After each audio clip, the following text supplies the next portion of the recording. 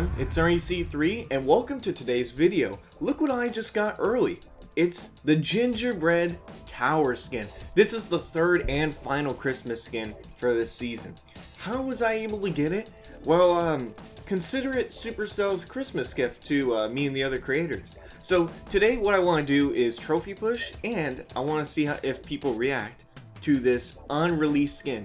On the day that this is being recorded, this is the 22nd of December, so this should be pretty soon to be released, but it hasn't been released yet to anyone else. So I want to see if people take notice and people say, wait a minute, I've never seen that skin before. Do you have an exclusive? And that's the only reason why I'm going to turn on emotes. But I guess he's worried more about the furnace. Precise placement. There we go. I love this. I discovered this tip when I kept using poison for a long time against furnaces, and I kept noticing, man, that fire spear always survives right as the poison ends. So I thought about doing it at a different time placement. The deck I'm going to be using is one that should be somewhat familiar for those who watch a lot of my videos. Do you guys remember the highest skill deck? Well, and it actually included things like bats and stuff. Good king activation.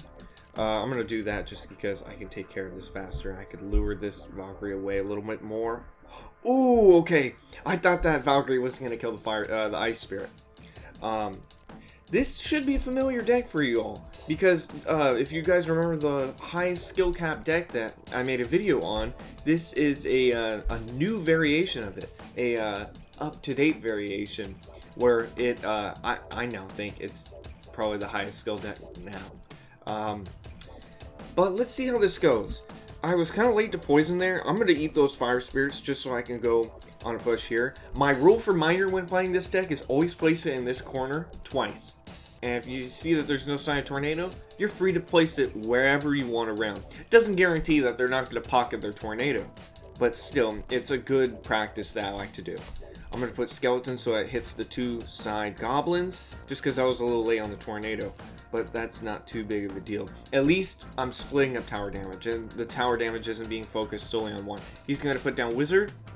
Is he going to put down wizard? No, giant skeleton, okay. But I'm sure there's going to be wizard right behind it. I like to put my fisherman right here. That way it's within tower range. And hey, if it's, the giant skeleton's too close to the tower like it is right now, I can just move it over here. Quick and easy fix. I'll explain more when I do a full in-depth video about this this deck. I'll be explaining exactly how this deck works, how it's different from the old highest skill cap deck. Oh crap, I didn't mean to place that down. I just now realized there was a Sparky there. But at least I can get double value on my poison right now. And he's going to put giant skeleton. So what I'm going to do is I'm going to put fisherman here to take care of the Valkyrie. And if that survives, I'm going to put this right here along with this right here. So that groups up those goblins. I'm going to go skeletons here. And then have hunter take care of that. I'm going to place fisherman right here so I can pull that away. And look at that. And then we can just counter push with miner. A little late because the tower is going to lock on to that hunter, but not too big of a deal. I'm going to get rid of those fire spirits. Hopefully he doesn't place... Okay, good. I thought he was going to place down giant skeleton in the same lane. Now I can take care of this. He might do wizard, so I'll do tornado here. I'm going to get my fisherman ready again, just to deal with that. I'm going to do hunter right here. He's probably going to place in a different spot. Nope, hunter's going to take care of that entire goblin barrel. Thank you very much. I'm going to place this here. I'm going to try and draw... Okay, I thought I was going to be able to draw back that Valkyrie. I just need you to take care of the fire spirit. Thank you very much. We're pretty much tied at the moment. I'm going to go poison right now. No sign of Sparky. You may put down Sparky in just a few moments just to start another push again.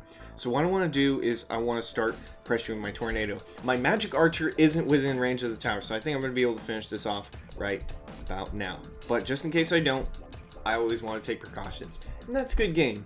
You know, for the past 4 seasons, maybe 5 seasons now, I kept reaching up to challenger or champion, right? I think you can see by the bar on the side. Went a little bit over, but I want to be able to finally reach Grand Champion. But what I really want to do is I really want to reach it with this deck. This is a deck that I customly made. This is a deck that has cards that I love using. I'll talk about the Fishman in a later video, similar to that Magic Archer video that I made about his horrible nerf. But it's just a deck I really love, especially Tornado. I think and this is my complete honesty here. I think Tornado is the best card in the game. And I think it's going to be the best card in the game for a long time. No matter what kind of meta shifts, whether something takes its place and it's better, I still think it's going to be the best. Just because it does so much. And I think you'll see in a possible future tip video, you'll see why.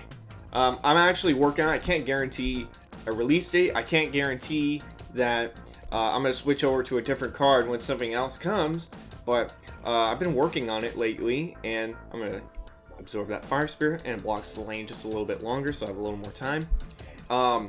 But as I've been working on it, it's a very complex card. It's probably the most complex one in the game. There's so many tips, singular tips, that I have to group them up into categories, just because they're not just similar, but they're things that are worth grouping up into categories. Otherwise, I'm going to have like 30 plus tips. Oh, you can move this to the King Tower. Oh, you can move this to the King Tower. And it's not just about King Tower activations. There are some advanced ones too that I think you all will really love. Speaking of Hunter, I'm sounding like that Hunter from Looney Tunes. Alright, I'm going to place... Oh, crap. Okay, you know what? I'm going to put this here. I'm going to... I want to kind of act fast here. So once that Ice Golem's out of the way, I want to put my Magic Archer here. Crap, I had a feeling he would lock onto those archers. My plan was to have the Magic Archer hit the tower and the Expo at the same time. And that's what I'm going to do next time. I'm pretty much going to anticipate when they're going to drop that Expo. And I'm going to drop Magic Archer and then something in front of it. Preferably a Fisherman, before he can drop his Ice Golem. If not, I'll just use Tornado. Hopefully I'll be able to group everything up then. But we are obviously facing Expo 2.9. You know what's funny is that out of every single deck that you can possibly face, Expo 2.9 is always the easiest to figure out. It's always like, oh yeah, that's definitely Expo 2.9. There's no way it isn't. You know, the archers and skeletons at the beginning. I think this deck is high skill, but I just find it annoying. There is such thing as a deck being high skill and annoying. I'm going to put Fisher. It's pretty much worthless to defend that anyways, but I'm going to see if I can hook that over there. I don't face Expo often. Not often at all. But it's probably the weakness to my deck, just because I don't have any very solid units. Technically, I'm just going to let him have the crown here, but I want to have my time to discuss. Technically, I have a mini tank, which is the Fisherman, right? He's supposed to be a mini tank that's good at dealing with other mini tanks. But he's not as solid.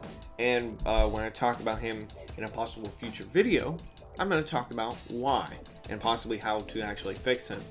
No one's reacted to my gingerbread house skin though. This gingerbread house skin is really neat.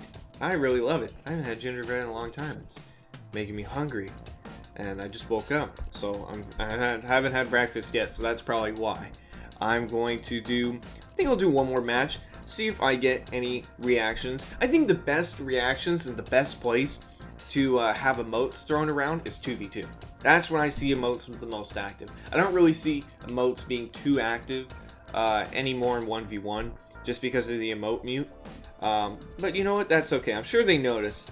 I'm sure they'll notice anyways. I'm gonna put Magic Archer here. Proper timing so that strikes all of them and the tower. Man, Magic Archer needs to go in a whole category of himself of satisfying compilations. Gonna have that go there.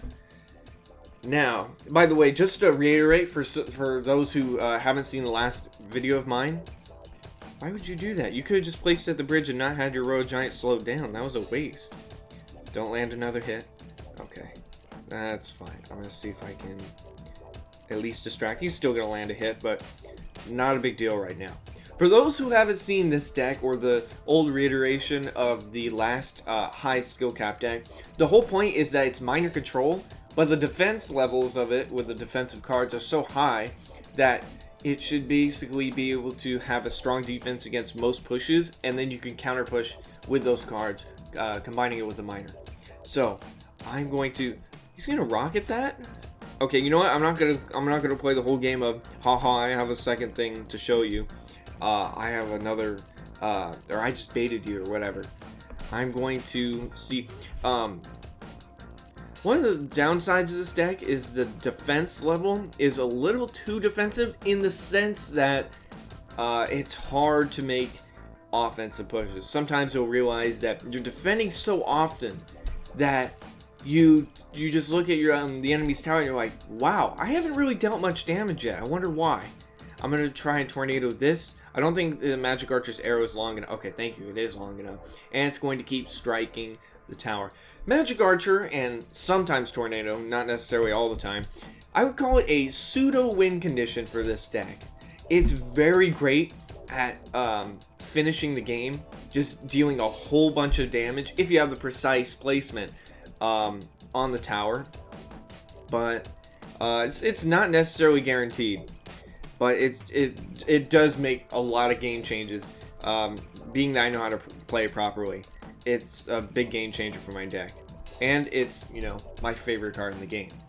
Oh, is he gonna rocket that whole thing? You know what? Man, I wish I had Tornado. I could have tornadoed the mini P.E.K.K.A. You know what? I'm gonna do that right now. I don't really care. I just need as much damage as I can, and the Ice Spirit survived.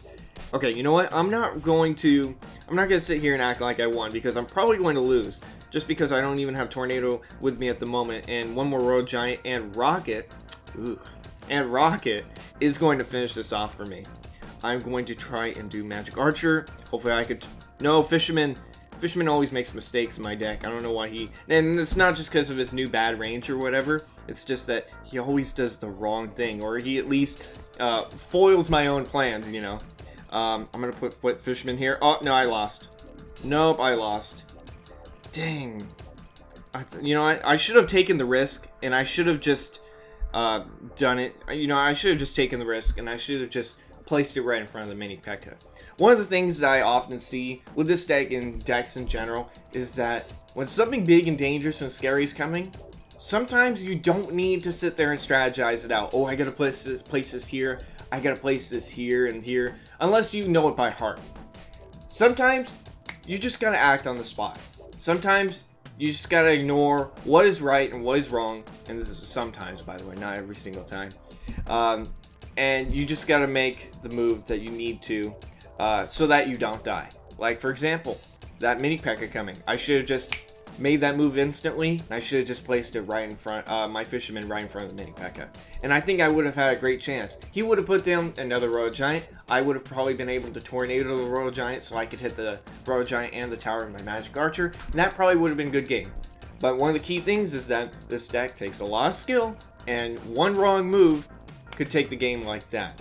But I think mastering this deck is the most fun for me, because it really feels accomplishing. And you know what?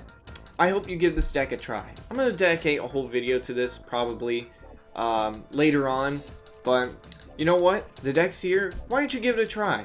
And you know what? I hope you liked the new tower skin. Did you like it? Do you think it's cool? Do you want to get it? I think there will be a special offer for it coming pretty soon. So you know what? Go give it a try. Go take this delicious tower skin and go head into the arena. Thank you all so much for watching, and I'll see you on the next video.